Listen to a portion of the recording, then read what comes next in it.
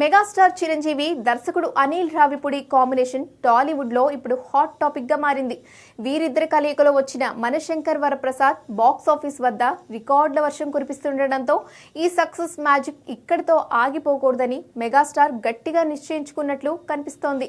Re entry తర్వాత చిరంజీవి ఖైదీ number 150, Waltair Veeraiah వంటి భారీ హిట్లు అందుకున్నప్పటికీ ఆయనలోని వింటేజ్ గ్రేస్ ను, ఆ కామెడీ టైమింగ్ ను వెలికి తీసిన క్రెడిట్ అనిల్ రావిపూడికే దక్కింది.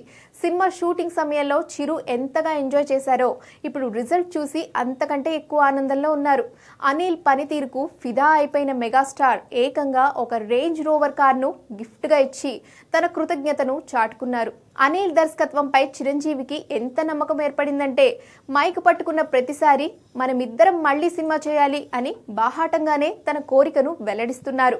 ఎందుకంటే కేవలం 85 రోజుల్లోనే షూటింగ్ పూర్తి చేయడం, అంచనాలకు లోబడి సినిమా చేయడం, క్వాలిటీలో ఎక్కడా తగ్గకపోవడం లాంటి విషయాలు మెగాస్టార్ను ఫిదా చేశాయి.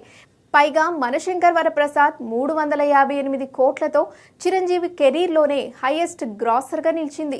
దీంతో నువ్వు కథ రెడీ చేయడమే తరువాయి, మనం మళ్ళీ సెట్స్కి వెళ్దాం అని ప్రీ రిలీజ్ ఈవెంట్ నుంచి సక్సెస్ సెలబ్రేషన్స్ వరకు చిరంజీవి అనిల్ను కోరుతూనే ఉన్నారు.